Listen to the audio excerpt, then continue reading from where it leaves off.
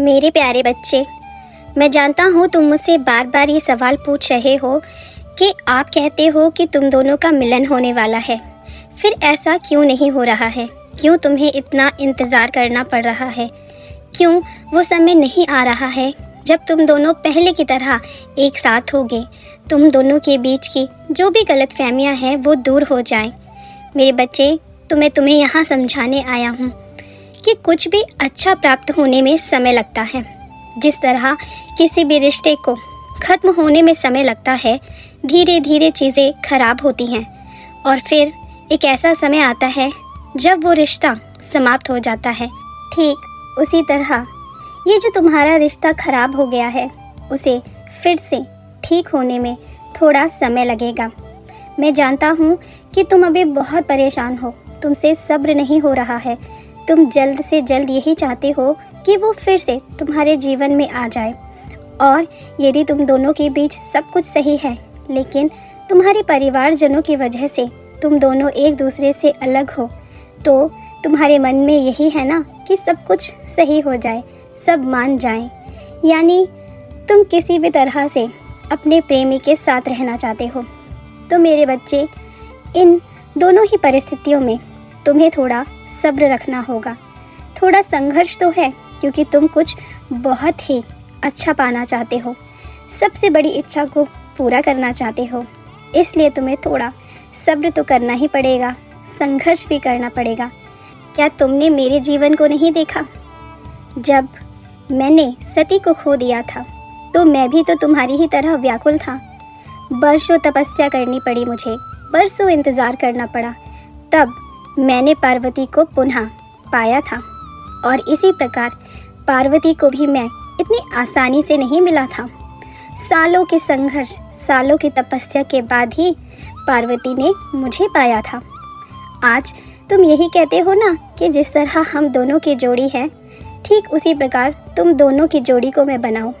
तो क्या तुम मेरी तरह संघर्ष के बिना ही सब कुछ प्राप्त करना चाहते हो? ये तो संभव नहीं है।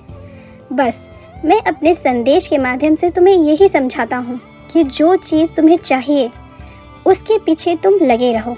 चाहे तुम्हारे सामने कितनी भी कठोर परिस्थितियाँ आएँ, कितना भी संघर्ष करना पड़े, कितनी भी मुश्किलें आएँ, लेकिन तुम्हें हार नहीं माननी है। फिर तुम स्वयं देखोगे तुम्हारी जीत अवश्य होगी। अभी तो कुछ ही समय बीता है, तुम अभी से हार गए। अरे इस संसार में मेरे कुछ भक्त ऐसे हैं जिन्होंने 10-10 साल की तपस्या की है, तब जाके अपने सच्चे प्रेम को प्राप्त किया है। लेकिन उन्होंने हार नहीं मानी और ना ही उन्होंने मुझ पर से विश्वास खोया। तुम दोनों को भी हार नहीं माननी है। और यदि अभी तुम्हारा प्रेमी तुमसे नाराज़ है तो ये याद रखना कि वो सही समय आने पर तुम्हें समझेगा, उसे अपनी गलती का एहसास भी होगा और वो तुमसे माफ़ी भी मांगेगा। लेकिन तुम व्याकुल मत रहो और ना ही नकारात्मक विचारों को अपने मन में आने दो।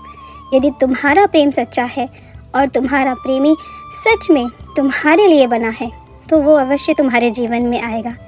मेरी बात एक गांठ बांध के रख लो बच्चे। जब कोई व्यक्ति जिससे तुम अत्यधिक प्रेम करते हो, लेकिन उसकी तरफ से तुम्हें तिनके भर का भी प्रेम प्राप्त ना हुआ हो, या तुम्हें कभी ऐसा नहीं लगा हो कि उसने तुमसे सच्चा प्रेम किया है, क्योंकि कई बार इंसान अपनी आँखों पर पट्टी बांध लेता है। उसके सामने सब कुछ साफ साफ होता है, वो सामने वाले के व्यवहार को भी देख रहा होता है, लेकिन पता नहीं क्यों वो इसी भ्रम में रहता है कि शायद एक दिन वो व्यक्ति सही हो जाएगा। जिस तरह मैं उसे प्रेम करता हूँ, समझता हूँ, ठीक उसी प्रकार वो भी मुझे समझेगा। लेकिन मेरे बच्चे, यहाँ पर तुम भूल करते हो।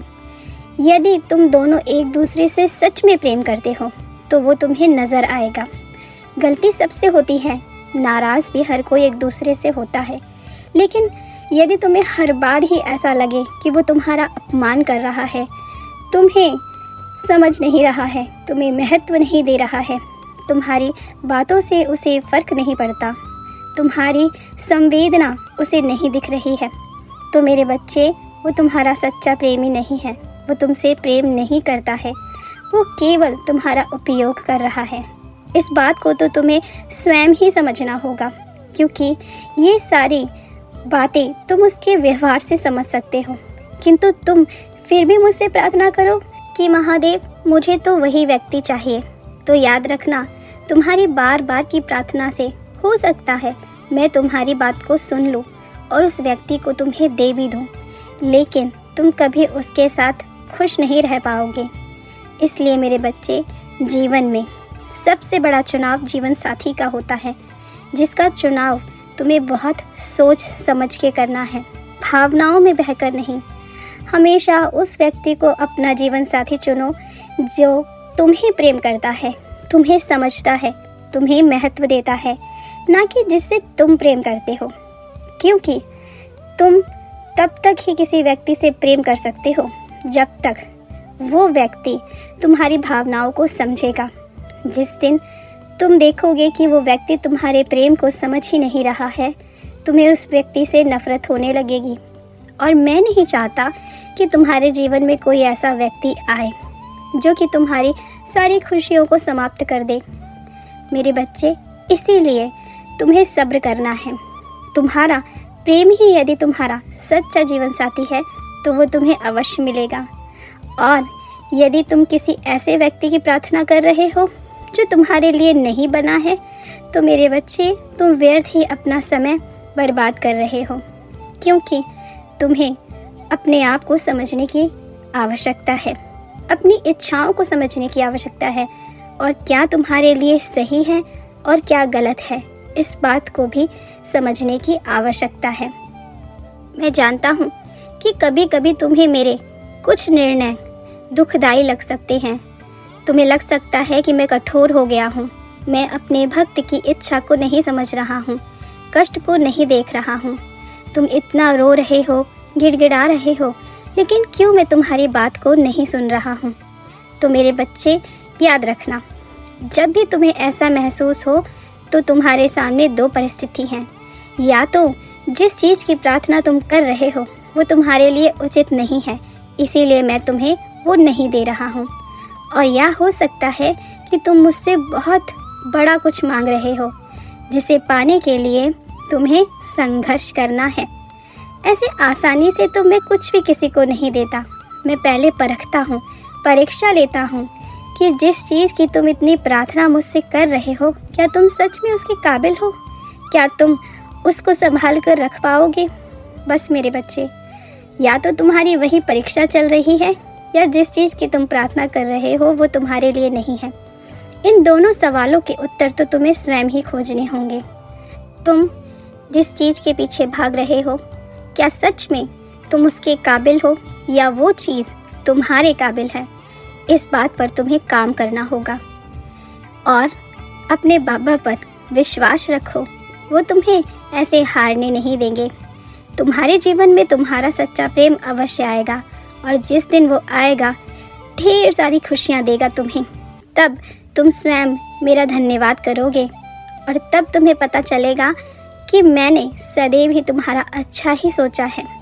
इसलिए मेरे बच्चे, यदि अभी तुम्हारे साथ जो है वही तुम्हें लग रहा है कि तुम्हारा सच्चा प्रेम है, तो अपनी कोशिश को रोकना मत, कोशिश करते रहना।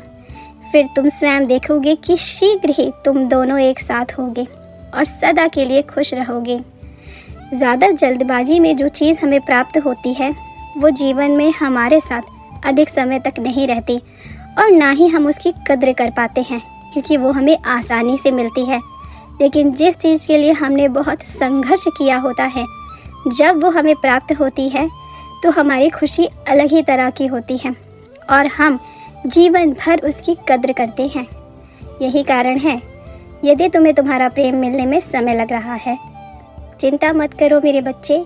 यदि तुम दोनों का प्रेम सच्चा है तो शीघ्र ही तुम दोनों एक साथ होगे। मेरा आशीर्वाद सदैव तुम्हारे साथ है। तुम्हारा कल्याण हो।